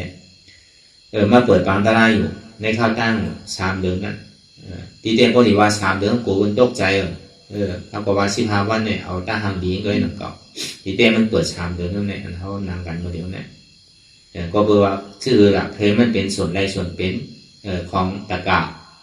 แล้วก็ปันข้าวย่างมันก้นเคเต้เพราะว่าตลาดปางหลงนั่นปีใดมี1 ปอกได้น่ะปีใดมี1 ปอกได้มันเหมือนกันเนาะอันนี้เนี่ยนั่นคือเดี๋ยวก้นทะเลตลาดเต้เนี่ยได้ก็เปิดไว้ถึง3 เดือนนั่นน่ะในว่า3 เดือนหัวปีดีมากเนี่ยมันดีเปนนั่นในความหัวพอตัวลายมันแต่ก็เพื่อทำอ่ะเพราะมันได้คือนั่นน่ะมันได้คือจอมนั่นน่ะเพราะว่ามันมีสนใจก้นเทใครสั่งก็เข้าไปวาทางตรงนึง เขาว่ามาจามด้วยตอนหลัง3 เดือนไงเพราะนานมาดีเปิดเดือนใน1 ปอกได้ขยับเดือน1 ปอกก็ขยับก้อยเป็นก้อยกว่าไปมากก็แปลว่าปนพรไปปนพรมันนาทีไปนาทีมันเปิดละเฮ็ดก่อยให้มานาทีวนเจ้านั้นใครนักขึ้นนิดนึงเขาต้องปล่อยตั้งวันตั้งหอตั้งเฮือนมั่งใครเอาอย่างปล่อยชุนเอาเข้ามาในศาสนาก็อันใดทั้งโดดในเบียกก็อย่างที่ก็เป็นอันทุกข้าบนเงินหลังเก่าก็การซื้อก็เย่าหยาเป้าหมายสูงสุดนั่นเนี่ยก็เป็นนิดอันที่ก็เย็นด้วยหลังเก่าถึงกินขาข้าวยามมันมาเนี่ยมันถึงดีอิ่มดีสังมาเนี่ยก็โกนเอาในดอกรอการนั่นเนี่ยก็นาทีภายนาทีมันก็ที่ในเหตุก่อนนั่นนะมันเป็นสิ่งนาทีก้นเฮิรนก่อนอยู่ในคืนปองการก้นเฮิรนนาทีวุ้นเจ้านี่ก็ที่ในคืนปองการวุ้นเจ้านั่นก็เรียนศาสนามันที่เฮิงเปิ้งใส่กว่าอันดีก็มีนำอันดีก็มีนำหลังเก่าก็จะเข้าหลุมหมอเดือกเพชรหมอกหลุมหมอกเดือกจ้างตื้อกรรมอันกินก็กินก็หักนั่นนะอันอยากก็อยากก็ตายนั่นนะการปานพ่อย่างเหลืองเนี่ยมันเป็นสิ่งนั้นกว่าเนี่ยก็เป็นนั้นเนี่ยการอันดีเฮ็ดไว้เมื่อไหนอย่าไว้ตาเมื่อผูกคนเอากูก็เกิดมาเนี่ยกูดูได้มีการอันห้อมไปหู้ไปหันในก่อนนั่นคือแรกเขาบ่ดีได้ทบยาเสียนดังนี่ปั่นนั่นคือแรกบ่ดีปิกอภิสิกุมมีแต่ดีเปิดพระตัวนี่ปั่นได้นั่นเนี่ยก็เพราะว่าดูอ่อนกันคัดใจเฮ็ดติๆนั่นนะก็เพราะว่ามันใจเป็นรองตั้งเฮ็ดยาวกว่ามันใจมันเป็นบนด่านโตภายใจมันอันนี้ก็คือมันบ่มีกามีขันจะไปเฮ็ดยาวก็ยาวกว่าเฮ็ดยาวก็เยดีมันซุ่มหลายนั่นน่ะคือทรายแต่ดีๆอันนี้เก่านี่ใหม่ก็อย่าไปเอาขึ้นนั่นน่ะทรายนี่เก่าอย่าไปเอานี่ใหม่คือแหละอาราม40ป้องไรน้ำแมทแค่นดีมันจะดีทุกข้างครับเกิดมาเมื่อพระอาจารย์ปานใดก็ผมก็เอานี่เก่าทรายนี่เก่าแต้มนี่ใหม่ดีๆเนี่ยมันปนตั้งทุกข้างอีกต่อไปแล้วก็เบอร์นั้นการนี่ป่านนั้นว่านั่นมันเป็นการดูภาพของพระเป็นเจ้าเขาปุณณพุทธาพระเป็นเจ้าอันเขามาในศาสนาผมใจว่าสังขารยานแกอุปสมอุปสิกะตีปรวันนายุ่มยามพระราสังขารนั่นเองก็มีส่วนใดส่วนเป็นเหมือนกันเช่นอันเขามาจ้างตึกคำเนี่ยที่ไปบุญเจ้าอันเดียวก็มีแต่การศรัทธาเนี่ยก็มันก็เป็นเมืองเบิ้งใสคือการเฮืองเบิ้งใสเนี่ยมันก้าวไก่โดยรองมันถูกมันก้าวไก่โดยใจเขามันหลบพึ่งโกนพอโกนมันดียาวเนี่ยก็มันยังดีตีมันเนี่ยมันใหญ่คือแคบคือมีน้ำคือเนี่ยก็เพราะมันมีโกนอยู่ก็คือมันไหลตีมันก็มันอยู่ตัวอะไรคือมันพอสั่งถูกคือมันพออยู่พอเนี่ยเหมือนอย่างเตียนเท่ามาเฮ็ดเนี่ยก็เบอร์มันขาดตีอยู่มันจำเป็นของเฮ็ดแกเพราะมันหนังตะลานเหมือนเท่ามันหนังบนเดียวนั่นน่ะพอมีคนไหนมองสร้างก็ใครแก่ร้อนแล้วก็เพิ่มมันจะเฮ็ดสื่อเลยแค่ตาอะไรเฮ็ดแกเมื่อหนังดีอยู่ที่เศร้านั่นก็หนังนั้นเก่าก็เบอร์โกนมันหนามายาวเนี่ยมันดีส่วนเก่าเพราะมันอะไรมันกระจายดีเลยเป็นกว่าบางทีบางความบางอันนี้เฮ็ดใหญ่เฮ็ดกว้างเฮ็ดหลวงถ้ามีบุญเจ้ามีภัยอยู่อันนั้นก็มันก่อนทุลาอันเหมือนว่ามาเหมือนเจ้านั่นน่ะอันกินก็กินก็หักอันอยากก็อยากก็ตายนะอันนำก็นำก้นช่ำมีก้นตัวมันเป็นเช่นนั้นเท่าก็โดตัวในเฮ็ดกว่าถึงก็สั่งถูกกว่าเฮ็ดใหญ่หนาก็มันมีก้นอยู่เฮ็ดนำหนาก็มีก้นตัวก็มันดีทุกข้างก็แล้วเป้าหมายสูงสุดเนี่ยก็มันก็มีเป้าหมายของภัยของมันอ่ะเป้าหมายก้นนั้นเท่าว่ามาเหมือนเจ้าเขาจำปอกขึ้นกว่าเมื่อซึ่งได้อาดไว้พ่อกว่าเมื่อซึ่งก่อนทางว่าทำได้อาดไว้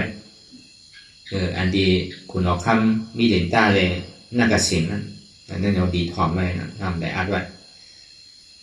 คุณออกคำมีเด่นตาน่ากระสิงมีเด่นตา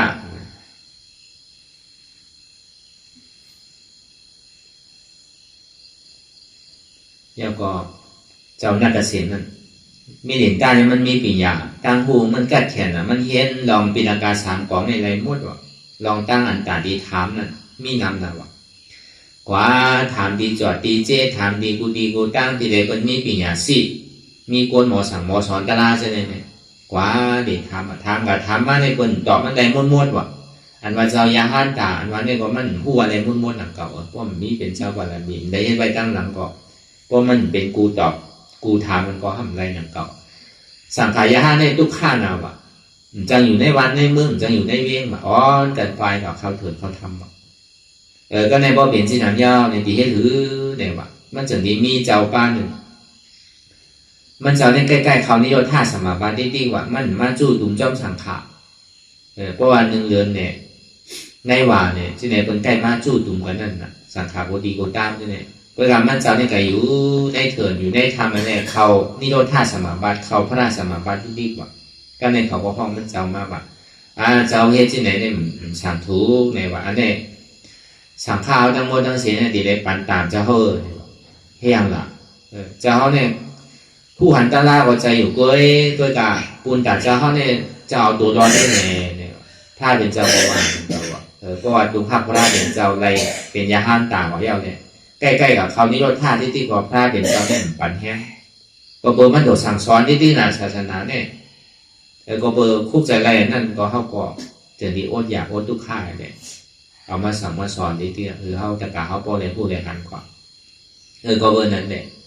ปันตามให้ชื่อลาดีแล้วกับพิษป้างเอาคุณเพียรอยู่ที่เมืองตุชิดาวะเมื่อจัดก่อนนั้นเขายามเป็นเจ้าสามเลยเจ้าชาอยู่จ้องกันมากว่ะน่าจะเสียในมิลินตั้งนะแล้วก็เบอร์นั้นเนี่ยเดี๋ยวเสียเจ้าบ้านได้แค่ย่าว่ะดีเลยมาตอบเกปัญหาคุณเอาคำมิลินตั้งอะไรเนี่ยก็ได้ก็เขาบอกผิดขึ้นกว่าในที่เมืองเพียรกว่าคุณเชื่อใจกว่าคุณเชื่อใจเก่าผิดฟังเอาคุณผีนั่นมามันเด่นใครลงมานะมันจะดีบอกกูเจอกูลองอะไรจะเอายังงานกับตัวว่าใครป้นทุกข้าใครเป็นอาราธาโปไว้รู้ใครวัดถึงนี่ป่านไว้รู้มือเดียวในศาสนาพุทธาพระเป็นเจ้าอันวันนี้มันดีสู้ยาวเนี่ยเพราะว่ามีที่ไหนเลยคุณเอาคำเหลี่ยหาถามเปศนาคนนี้มีไผเกตอบที่ไหนได้มันดีสุกสักลงเอาเนี่ยจังให้จื่อก็การเลยครับผิดหมอไปเลยดวงมาเตปฏิสันติตีจำพุทธากายะเนี่ยเพราะมาเตปฏิสันติเย้าเนี่ยก็อันสละอันเจ้าเนี่ยอันมันกับป้ามันนั่นมันกับป้ามันนั่นเนี่ยมันก็หู้อ่ะมาเตปฏิสันติตีไรเนี่ยก็ว่ามันมามันก็ใกล้ๆมามือปุ่งหน้าปุ่งหน้านั่นเองก็มาซ้ำเป็นเต็กที่เขายุ่มผียุ่มช้างยุ่มพระราชสังขารช่างมือเกยกันกว่าเขานั้นว่ามือเกยกันกาดูอ่อนนั่นก็แดดหนาวอ่ะพอเห็นตั้งผู้อันหมอเปียจางกาล่าเขานั้นในจานเขาเนี่ยจบหมดว่ะมันกับตามันเกดิเปสนาเขาอันว่าเนี่ยมันมีอะไรวะมันเกดิแต่มันถามมันก็บนจำตอบว่ะเลยว่ามันเป็นปีอ่ะซี่ก้อนหนึ่งกันก็นี่มีวันหนึ่งมันถึงขิงขาข้าวยำมันจะเอาเข้ามาในศาสนาเย้าเนี่ยอันเจ้ายาฮันตานั่นจะดีตีน้ำมันนังวันนี้ไผ่พัดนั่งว่ะไอ้ใจอ่อนนั่นนักเกษตรนั่นก็ในเจ้าเนี่ยสำคัญนางว่ะก็เจ้านั่นกันนางเราเนี่ยมันกับว่าให้ยังเจ้ามันนางดีนางว่ะเจ้ามันนางดีนางคาเนี่ยเจ้าดีไรเกดีปัญหาคาจะดีนางไรเนี่ยปัญหามึงมีอย่างกอลามาเลยลองปีตากาด้าลองปุ่มหน้าเขาเดียนมันได้เห็นหู้มันนั่นเจ้ายาหันตากตอบไปมั่วๆว่ะลองคือปุ่มหน้าเขาคืออันเขาหยุ่มย้ำพีซ้ำน่ะก็ในบทสุดเดียวก็ในเกาหลีถามปัญหาเมื่อถามปัญหาเขาเนี่ยก็ตอบเลยเกเรมั่วน่ะมีอะว่ะแต่ที่ถามน่ะเมื่อจะดีเอาปัญหาลองศาสนาพุทธคัมภีร์เป็นเจ้าเขาเนี่ยก้าวไก่เลยอริยเชษจ่าสีใช่ไหม1 2 3เนี่ยมันมีไว้นำเหมือนกับถึงถามเช่นนั้นกว่านี่มันตอบเกดีเลยว่ะก็เบอร์มันไรเห็นน่ะอาโลปียาที่ไหนเนี่ยคำไปยามผู้ยามหมอเนี่ยว่าค่าใครหมอเนี่ยว่าพวกเมื่อใครหมอได้ไรอยู่ก้วยเนี่ยว่าก้วยกลางเมื่อดีเป็นก้นที่ไหนได้ไรเมื่อดีได้เข้าว่าศาสนาเป็นเจ้าสามมาเนี่ยว่าที่นั่นว่ะมันก็กับย้อนความปอเมมันปอเมก็ถามว่าว่ามันพูดตั้งบอกมันติดทักให้หนังกับมันดิ่มอยู่กว่านี่ก็ปันความมันว่ะพอปันความมันเนี่ยว่าเอามันเห็นดีเห็นได้ก็สลามมันก็สอนในศาสนาอันดีการมีการมันได้เห็นหู้มันก็สอนหมดแต่พอมันจบมายาวเนี่ยก็มันก็มันจบเสียงหนังก็เบอร์สลามมันก็มันติหมอลองกับการเวลาที่ทำมาเนี่ยมันมีอยู่3 จานลงสุตันตามีนัยยะที่ทำมามันดีสอนลองวินัยเนี่ยใช่ไหมก็ในมันสั่งถางเลขสลามมันว่ามันก็สอนอะไรลองตั้งมันไปเดี๋ยวมันเป็นอาการ3 กองนะเสียเขาเนี่ยมีหมอกข้างในก็รู้ตามผู้มันเนี่ยก็ถามว่ามันกัดแขนนะเนี่ยว่าในใจที่ไหนในจอมหลังสลามมันอยู่ก็ในสลามมันทำผู้ใจมันว่า วามันขึ้นมาอ๋อเมื่อวานที่ไหนที่95เนี่ยว่ะ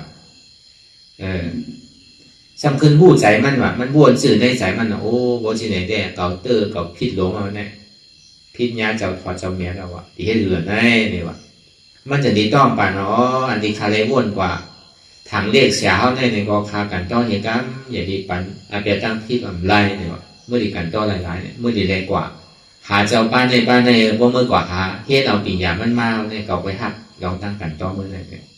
มันก็จางเฮ็ดถือว่านั่นเพราะมันจางเฮ็ดถือเอาเนี่ยก็ฉลาดมันดีสอนน้องอภิธรรมะตั้งแล้วมันหมอร้องอภิธรรมะได้น่ะด้วยการลองสู้ต่างๆเนี่ยวินัยญาณเนี่ยพุทธวจาเนี่ยนี่มันไปหมดเนี่ยก็ในก่อนมันก็กะเห็นเอาเนี่ยเสียอันก็ดีสอนปันทำมันนั่นแต่ดีสอนปันทำมันนั่นเนี่ยกึ่งกลางทำมันว่ะตอมทับเนี่ยว่ะดื่มมันดีๆว่ะก็หันเมื่อไรก็มันเก่ากับปัดกับเที่ยวกับเจ๊กับโทษไปเนี่ยก็หันเมื่อไรก็ดื่มไปที่ว่าเมื่อไม่อยู่สังในกล่อมภาพเมื่อเนี่ยว่ะกว่าเลยเนี่ยวันหนึ่งก็เฮ็ดเช่นนั้น2 วันก็เฮ็ดเช่นนั้น3 วันต่อถึง7 วันของมันเปิงว่ะแต่มันดุมลาเสียงมันนะไอ้คนในแขนเต้นั่นเนี่ยพอเป็นนั้นก็มันจะดีสอนไปหมดนั้นเพราะว่ามันสอนปัญโจก็ย่ำในพุทธวาจา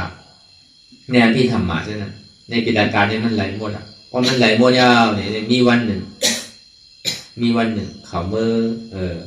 ตุ้งซ้อมอย่างนี้มีตะกะก็เท้าว่ากอตะกะเมตะกะนั่นจึงดีพีตั้งเอาเสียมันจะว่าอ๋อแค่ต่อจะเอาพอตะลาบันคา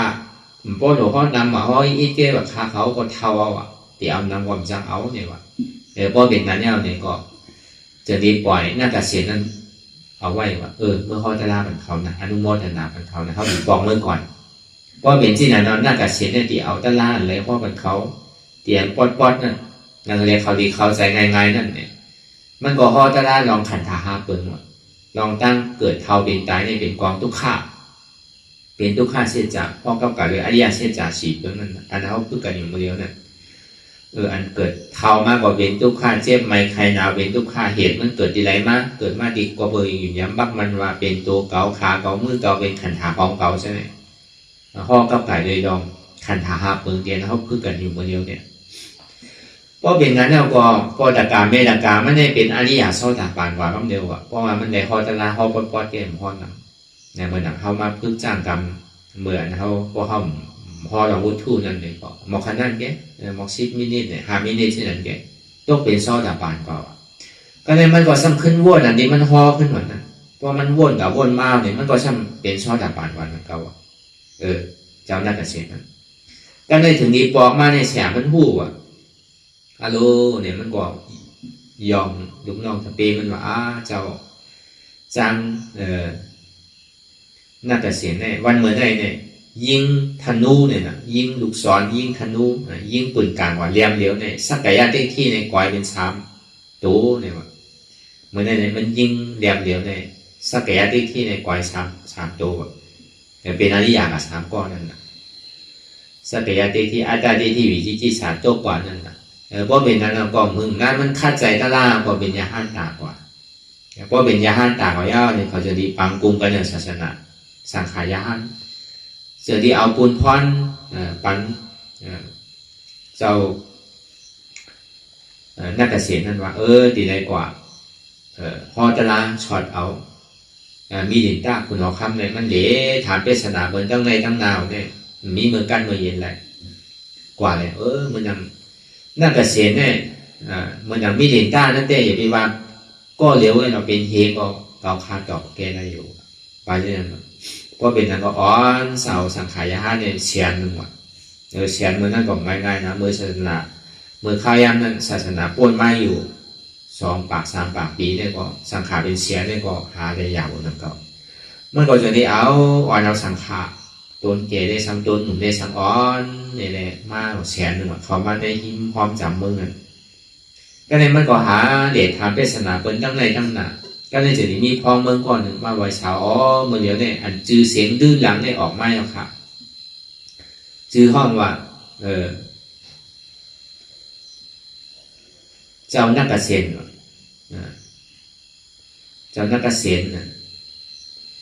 ออกมาแล้วเนี่ยเพราะว่ามันได้ยินซื้อที่ไหนเนี่ยคนเนิ่งก็ตุ่มกับมดว่าก็สั่นกับมดว่าก็ปูกับมดว่า พอได้ยินจืงไว้เนี่ยก็เบอร์สังหนาเนี่ยเมื่อจานังปังก่อนนั่นเขาเลยเป็นเสียงตะเป้กันว่าเจ้านักเกษตรได้สั่งเป็นเจ้าฉาบนางจ้องว่ามีหลินต้าให้สั่งเป็นเจ้าชานว่าก็ได้ถึงดีวันหนึ่งเนี่ยเขากับปัดเพียวๆในวัดว่าก็ได้ป้าเจ้าซ้ำของไว้ที่นั่นว่าเยียยาเยักนั่นของไว้เนี่ยฉาบมันซ้ำมาเจ้าชานเอากับแปรใดนั่นกับของไว้ยังปัดของไว้ก็ซ้ำแปรเนี่ยว่าปอกหนึ่งก่อนตักเสียงว่าสองปอกก่อนตักเสียงว่าสามปอกก่อนตักเสียงในฉลามจะนำเอาไม่ค่อนกับพัดกันมันว่าเมื่อในวาหยาบนาว่าเมื่อตักเสียงเที่ยวก่อนเที่ยวเนี่ยมันก่อนใจล้ำมันก็จึงดีเอายาย่างมันกัดถอกแปด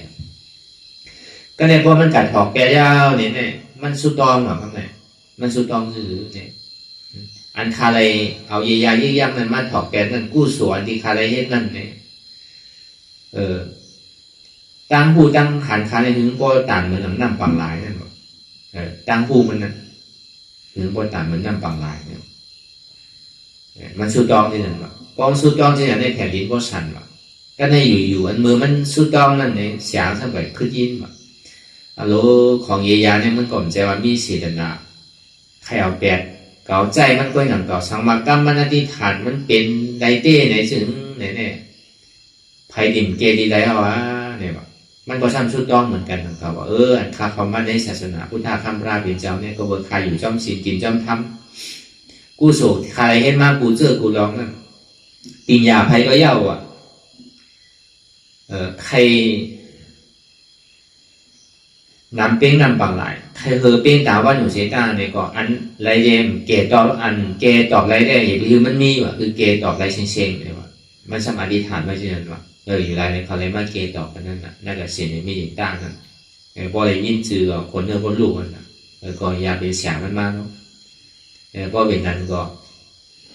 มันจะดีถามว่า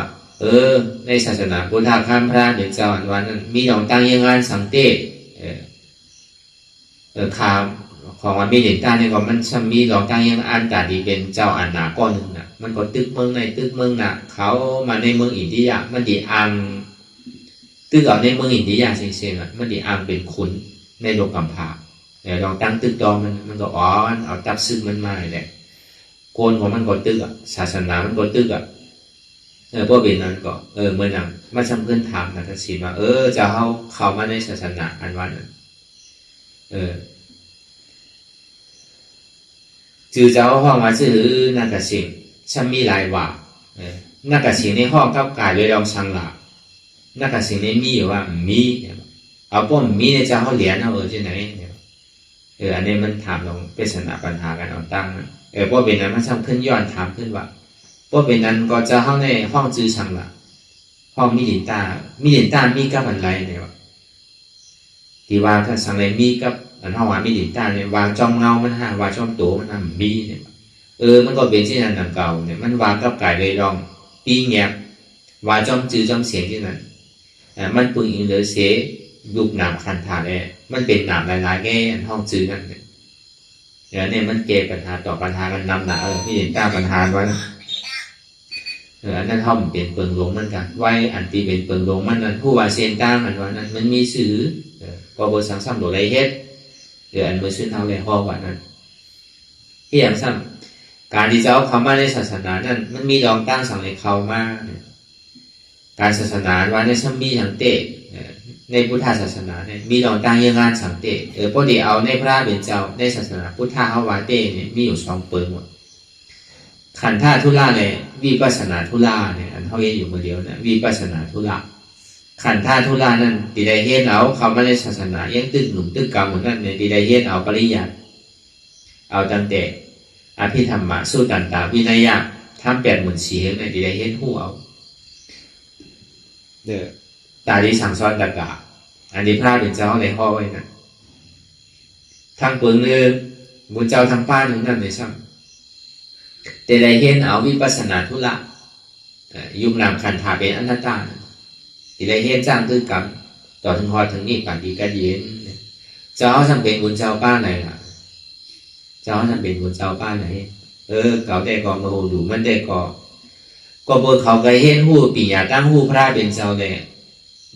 เจ้าบอกเขามาเลยหนังเก่า ให้เห็นหูเอาลองตั้งปิ่นยาวใจว่ามีเสียดนาเด็กๆให้เห็นเอาไหมก็เบอร์ว่าใครได้ปิ่นยานั่นน่ะเห็นเอากันเนี่ยเห็นกว่าเห็นมาเห็นกว่าเห็นมาซ้ำจับใจแบบนั้นเห็นกว่าเห็นมาซ้ำใครจ้างตื้อคำนั่นน่ะยิ่งเห็นกว่ามีเสียดนาเกิดขึ้นมานั่นแต่พอมีเสียดนาเกิดขึ้นมาเย้าเนี่ยก็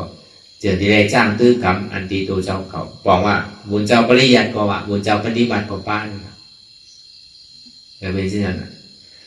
เตียนจะเข้าเฮ็ดมาเตียนเข้าปฏิบัติบุญเจ้าทั้งหมดทั้งเสียงในมีอยู่2ป้าในแค่5เนี่ยว่าบุญเจ้านั้นมี2ป้าแค่5เดี๋ยวพอดีว่าเมื่อเดียวเนี่ยบุญเจ้าทั้งหมดทั้งเสียงในมีอยู่6ป้าเนี่ยบุญเจ้าอันเจ็ดในมี2ป้าว่ะบุญเจ้าอันเจ็ดใน1ที่ได้เฮ็ดเอาปริยัติคำสั่งคำสอนของพุทธาคำพนาเป็นเจ้า2มาบุญเจ้าทั้งป้างในที่ได้จ้างตื้อกรรมออกม่นป้นดอดในขอบตายขอบเกิดห้องวันนี้ปันดีกันเย็นห้องว่าวิปัสสนาธุระอันนี้ห้องว่าเป็นบุญเจ้าแจกอันทั้ง4ป้านั่นซ้ำเป็นบุญเจ้าชื่อหรือเนี่ยว่าบุญเจ้าป้าคน3นั่นก็เบิดเท่าน่ะเกณฑ์น่ะลูกก่อมใครด้วยหลานก่อมใครด้วยเลยจังเฮ็ดสื่อแหละโหวตมาในศาสนาเนี่ยว่าแต่ก็เบิดลูกก่อมด้วยหลานก่อมด้วยมันก็มีไปนำหมดมันก็ดูหลานใครด้วยนั่นน่ะก่อมใครด้วยกับโหวตได้นั่นน่ะแต่เปิ้นใกล้ว่าสังนั้นน่ะบ่กับโหวตได้มันเป็นเช่นนั้นต่อที่เฮาเนี่ยเอากูก่อนเนี่ยมาเฮ็ดจ้างดึกกับบ่ใครป่วนมันหมดอ่ะพร้อมใจนั้นกูใจเรียกว่าเฮาเจ้าเสียมาว่าบ่มีเฮาใครเลี้ยงแลมาเฮ็ดมั่นใจอันนี้เฮาว่าลองทำเนี่ยที่ว่ามันมีเตะเลยเฮาว่านี่ได้นั่นก็บุญเจ้าบ้านนั้นก็บ่ว่าดุใครเลี้ยงไผก็ใครต้วยแหละจังให้ดูแลประการให้เขามาในศาสนาอันนี้บุญเจ้า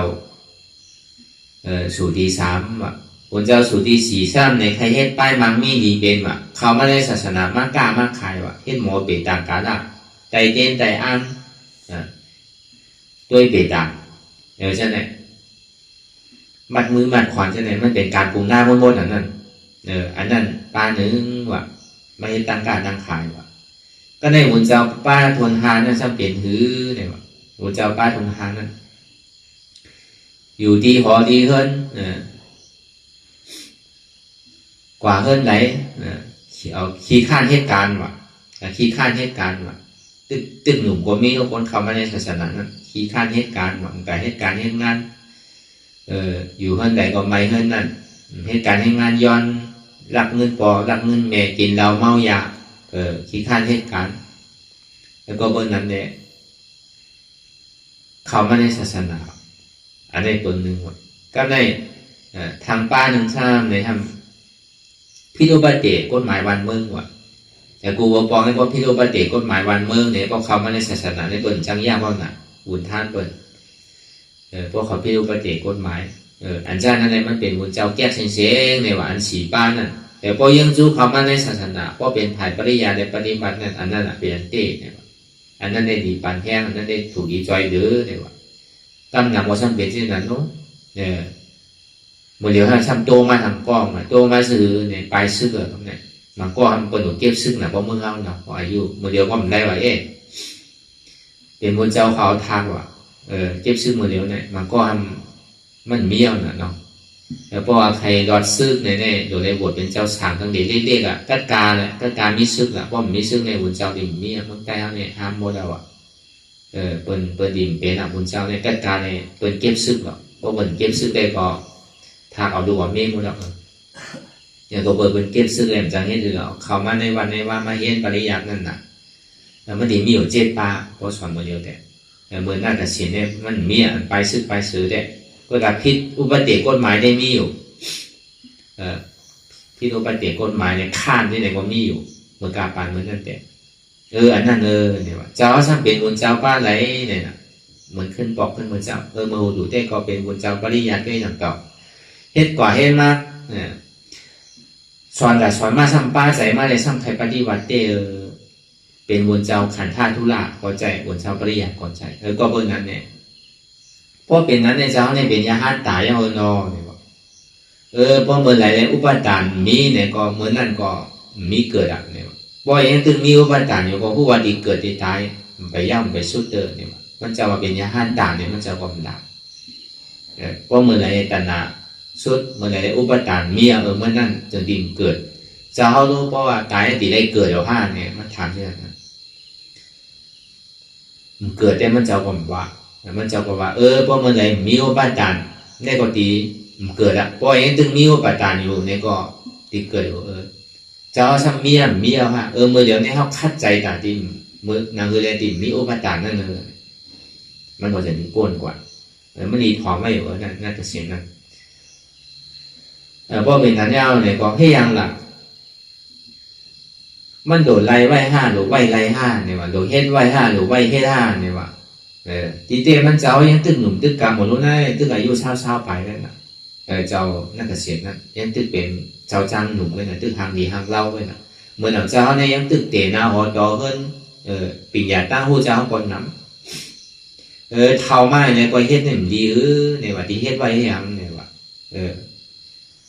นี่ป่านนั้นว่านั่นเท่ามากก็เฮ็ดก่อนไรรู้เจ้าซ้ำนี่มาเฮ็ดไว้ยังว่ายังตึกหนุ่มตึกกำอยู่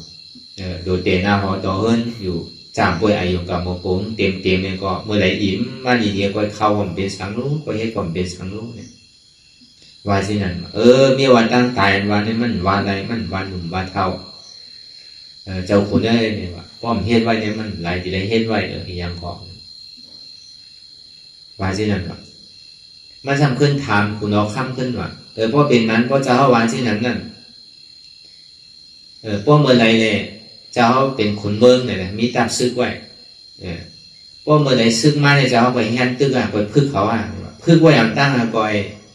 ยตึกห้าเนี่ยว่าเจ้ามีซึกมีตับซึกอยู่ไหนเนี่ยมันใจก็เพราะซึกเป็นมาเกียรติมาเบียดวานเมืองไว้ก่อยตึกก่อยพึกห้าเนี่ยว่ามันใจนะที่ได้พึกไว้เนี่ยว่าโดยเลยพึกโดยเลยเฮ็ดไว้เพราะพึกไว้ยาวเนี่ยก็มันหลวงพ่อไม่เสียเนี่ยว่าเพราะเป็นนั้นน้ำวอนว่านั่นมันจะเอาแจกไว้เป็นลายเปิงน้ำวอนว่านั่นเพราะใครกินมากไปตั้งห้าเอาไปคูดห้าใจก็คูดไว้เลยเพราะใครกินมากเมื่อไรก็กินห้าเนี่ยก็รางวัลคูดไว้เนี่ยว่ามันก็เอาลองแจกก่อนมันนำนะลองแจกมันเพราะเป็นเจนังก็เหมือนกันแค่หนาตั้งนี่ป่านเนี่ยมันโดดไล่ไว้เอาตั้งเนี่ยว่าใจว่าก้อยเฮ็ดใจเนี่ยมันโดดเฮ็ดไว้เอาตั้งโดดเฮ็ดถือมันตั้งเนี่ยเพราะถึงไว้เพราะไรไว้เอาก็มันก็เพราะขาซึกมันมาเมื่อไรเนี่ยก็มันกลัวนะเพราะตั้งตายมาเมื่อไรก็กลัวนะเพราะไรไว้ก็เพราะเฮ็ดไว้เปิงก็เป็นที่นั่นเลยเหมือนอย่างคุณเมืองเขานั่นน่ะก็จะขุนเมืองเขาเพราะว่าซึ่งมาเนี่ยก่อยมากพึ่งเนี่ยมันก่อนตั้งเนี่ยขยันนำมากกว่ากะหาคุณนำบ่อเนี่ยก็มันตั้งกินเนี่ยมันหลบคุณไว้ใจหรือซึ่งมันหลบพึ่งไว้ใจหรือเดี๋ยวหาแห้ไว้เสียใจหรือซ้ำขึ้นเอาปัญหามันถามอะไรเกตตอบขึ้นปัญหาเตียนมันถามขึ้นเนี่ยมันจะดีกว่ากว่าแล้วก็เบอร์นั้นอ่ะถ้ามาจ้างคือการตลาดกันเนี่ยก็เหมือนนั้นเก่าเท่าที่ได้พึ่งไว้มันใจว่าการตลาดเนี่ยพอทอมันเจ้านักเกษตรว่าเนี่ยมันใจว่าการตลาดเนี่ยมันเป็นการของก้นเท่าใช่ก่อมไปเท่าเดินดูก่อมไปเป้โตเดินตึกเป็นชาวตึกเป็นวาวอยู่เขาเห็นดีก่อมไปย่อมไปโจกไปเตะนาหอโตเฮิร์นเจอเมื่อไรเขามีนาเฮิร์นมาก่อนก่อยพึ่งก็ให้เราดีๆครับพอเป็นที่ไหนมาดีให้เหลือการพอมีนาเฮิร์นมามีหลานมาเนาะสมุดด้วยหลานนั่นก็นั่นโดดด้วยหลานทำมาที่เนี่ยด้วยดูว่าด้วยหลานเอาด้วยเรียนเป็นที่นั้นที่เนี่ยมันมีเมื่อยาวอย่างกว่าการก้นน่ะพอเขาพึ่งไว้เนี่ยมันดีพอเขายังตึงหนุ่มตึงกำเนี่ยพอเขาพึ่งไว้เนี่ยมันดี5 เดือนนะมันดีไว้เนี่ยพอเขาแก่เขาเท่ามากกว่าเหมือนหู้นั่นนะอายุสักเท่าแก่มา50 มาแล้วเนี่ยก็60 70 ปลายมาแล้วเนี่ยก็แค่นั้นมีหูก็หนกมีตาก็โมมีเขียวก็ว่ามีเนื้อมีหนังก็เหี่ยวยุกอยากนั่งอยากไปอยากดูก็ข้างนั่งก็ข้างมากนะพอหูหนกมันได้สั่งได้ยินแล้วนุ๊กก็ตามพันเนี่ยก็ที่จะให้ดูอ่ะพวกเคียวดีก็พวกเฮตลามันสั่งเดี๋ยวกินให้ไว้เอาเดี๋ยวกินเนี่ยแหละเดี๋ยวมีขิงมีข้าวมียามันลูกก็ได้เคียวว่าสั่งดีก็มันเหลือใจนะยังก็มันสั่งถูกอีแล้วก็เท่าก็เก่งมากเลยเฮ็ดสั่งก็เฮ็ดเมืองไปเท่าลายเมืองไปเท่านี้ดีเลยเสียเท่ามากกว่าเฮ็ดพอเท่ามาเฮ็ดก็ยังก็มันพอมันนำเพราะว่ามันเป็นยอดกาตั้งเสียบตั้งไม้มาเนี่ยครับเป็นง่ายหายหยาบก็เปิดตั้งเท่ามันดิจากนั่นเพื่อกำมือหนุ่มเนี่ยเพราะว่ามันเป็นง่ายก็หายง่ายเปลี่ยนไว้ก็หายไว้มันรันกันดีนั่นการจังหวะคือเขาป่องแจ้แรงใจขึ้นว่าการล่าเนี่ยมันจะว่าเป็นการก้นเท่ามันเป็นการก้นหนุ่ม ปุณดาเข้าเป็นพุทธศาสนาเนี่ยใจว่ามีลูกมีเมียมากกว่าเฮ็ดเลยมันว่ามันโดดเฮ็ดมือไปมีเนี่ยบ่มีมันสุกซักบ่มีใจน้ำตั้งบนก่อนน้ำกำไม่ใจลูกกำไม่ใจล้านกำไม่ใจพอไม่ใจเฮือนไม่ใจตั้งการตั้งขายว่าที่แค่นำใจอุปทานมันนำพอมันมีสังเลยมันไม่ใจทั้งนั้นน่ะแต่อยู่ได้เนี่ยกาปานเมืองปานพระเป็นเจ้านั้นอันเปิดอายุ7 ขวบเป็นยาหานตาเนี่ยมันมีอุปทานสังนั้นตีกระจากใจติดซ้ำใจติดเมย์ก็เมย์ก็เป้ตัวน่ะตีกระใจติดดูก็มีดูใจติดเมย์ก็มีเมย์ดูอยู่ได้เลยอุปทานมันมีนั่นน่ะแต่พออุปทานมันมีเนี่ยก็มันอยู่ฮัดจุนตัวกันน่ะแต่มันมีสังเลยใจติดใจจับใจจอยดูพอเขามีลูกมีหลานมีลูกนำหลานนำมีเฮือนนำก็ไม่ใช่นำทุกข้านำนั่นน่ะเพราะมันมีเนี่ยก็มันมีต้องตั้งทุกข้าเลยจองว่าพอเขามีนำก็เขาติดได้ว่างนำนั่นแก่นั่นก็มันติเสียขิงเสียข้าวเสียยำเขาปนมาเขามีดุแต่เขามีเมเขามีหอมีเงินเขามีสังก็เขาติดได้ตาติดได้ว่างกว่าเป็นฉากเพราะมีสังก็เขาดูเอานั่นมาว่างลงจากเขาดูคัดว่างตัวว่างใจเขาไปนะมันเปิดเงินที่ไหนพออายุอาสังนำมากกว่าว่างยาวปล่อยยาวพอเขาว่างไหนเนี่ยก็มันก็หาดีว่ามีมันดีแล้วก็บนนั้นเนี่ยการตลาดการนี่ป่านเนี่ยมันเป็นการบนแต่ฮาวากูก็มันเลิกย่อยว่าเทาวันหนุ่มป้นหนุ่มเฮ็ดแค่นี้มีขิงมีข้าวมียามก็ห้อมหนุ่มมองว่าปีนาผ้าลื่นมาเหมือนกันอายุพันนั้นคนนั้นมากกว่าเฮ็ดกว่าเนี่ยมันโดกับมองขิงขาข้าวยามนั้นเท่าดีถือกลมหูวนเท่ากำหนักเนี่ยมันเข้าใจว่าการตลาดเนี่ยมันเป็นการป้นเท่ามาก็ทำว่าอันบวชขึ้นเป็นบุญเจ้าเมฆานี่มันเตอก็นั่นเขาคิดข้านเขาเข้าแบบนี้พอมาเฮ็ดด้วยมันใจที่นั่นก้นกำหนักมันซ้ำม้วนที่นั่นมันหาที่นั่นแก่ก็บอกว่าอันที่นั่นซ้ำนำอันเฮ็ดเต้ซ้ำเกมันเป็นเช่นนั้นมันก็อะไรคือเป็นม้วนกว่ากาวาการเป็นว่ากับกาวาการเป็นนั่นนะจองว่าการนั้นเฮ็ดตลาดในก่อนตรงนั้นก็อย่าไปมองเหลือนาปีนาสังว่าอย่าไปน้องจัดนาสังว่าโจพระบาเขายังตึงมีโดมถอยใส่ในไหวว่าเป็นการเขากูวันกว่าใช่ไหมป้อมเป็นที่นั้นได้มันดีมากขี่ในข้าวย่ำไหน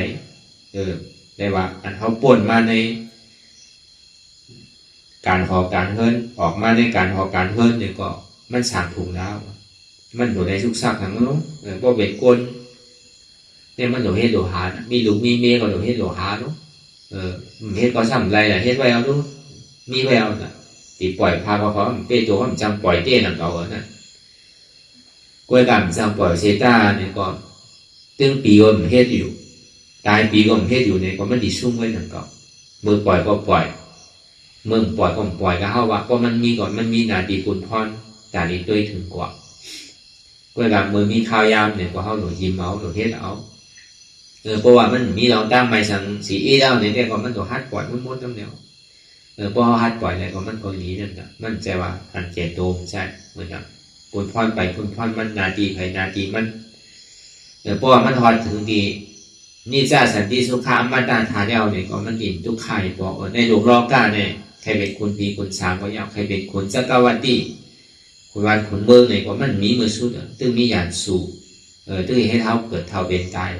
มันมีมือยาวมือสุดมันอ่อนเท้าปนตั้งทุกข่ายในเตะการวิปัสสนาเนี่ยนึงมันดีอ่อนเท้าปนลองตั้งทุกข่ายวายเสียผู้หันตลามาอย่างผู้หันลองตั้งปนทุกข่าได้เฮ็ดสื่อได้เฮ็ดกว่าเขาจะมีนาตีบุญพรตาดีปิ้วศาสนาตาดีสั่งสอนโกนในศาสนานั่นคือเลยตะกาเขาซ้อมพักซ้อมดีบนเรียนอยู่ลุ่มลาปัจจัยสีเปิงสีป้าเขาเนี่ยเปิดดินซุ่มหยอกซุ่มหลายเปิดดีกึ่งตันหวานตันเชื่อมก้อนตีได้ตันต้นอันว่านะแม่ก็มันมีนาดีบุญพรเขาพวกผู้หันได้เป็นไม่ยาวเนี่ยก็สมดีได้มีนาดีบุญพรตาดีสั่งสอนกว่าสืบปฏิสืบกว่าที่นั่นนะแล้วก็บนนั้นเนี่ยนาทีไปนาทีมันก็มีไว้เพื่อการนาทีอันที่มันเหมาะสุดเซนกว่าที่มีการทางเราเนี่ยมันเป็นนาทีเหตุการณ์บนตาดินมีการคือมันก็สุดเซนกว่าในพระวาจาปันในอันนี้เขาเหตุการณ์ตาดินมีการทำกูเราเนี่ยเกิดเป็นสังก็มันต้องมีการอยู่นิดนึงเป็นพีก็มีการพีเป็นสังก็มีการสังเป็น เป็นปวันปเฮิรมันมีการปวันปเฮิรน่ะเป็นปู่เกปู่อุปทามันมีการไทยการมันก็การวิปัสสนาวันนั้นก็เฮ็ดแล้วในการเท่าดีสุดดีเชียงกว่าโดยเหตุการณ์นั่นแหละอันเท่าทุกข้าวกูวันในกบมีการโดยเหตุติด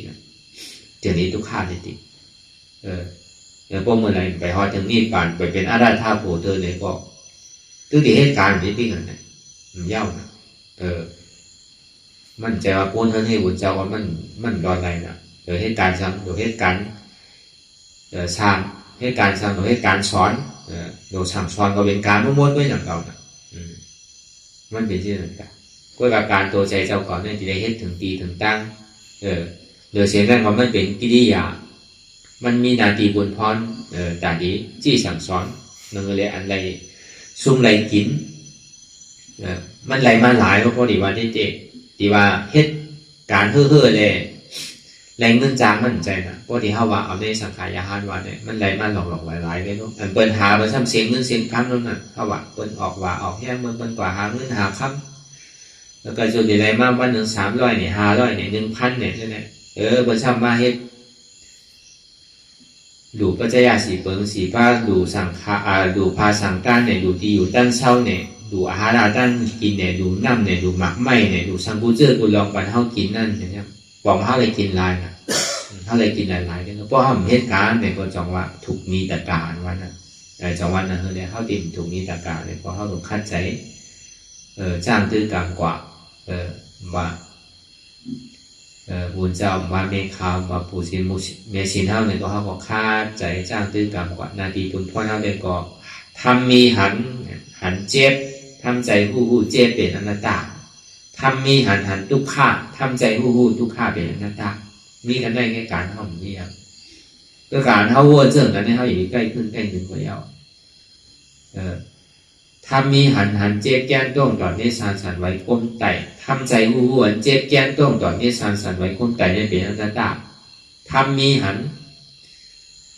ทุกขาทำใจหูทุกขาเป็นอนัตตาทำมีหันเจ็บทำใจหูเจ็บเป็นอนัตตาทำมีหันวางใจหูกอมใจขากอมใจมือกอมใจโตกอมใจกอมใจเจ็บเก่าทำใจหูว่ามันเป็นอนัตตาในกองเขาวนยาวข้าวยาผึ่งหึงอย่าดีว่าไพ่อย่าดีว่าเทิง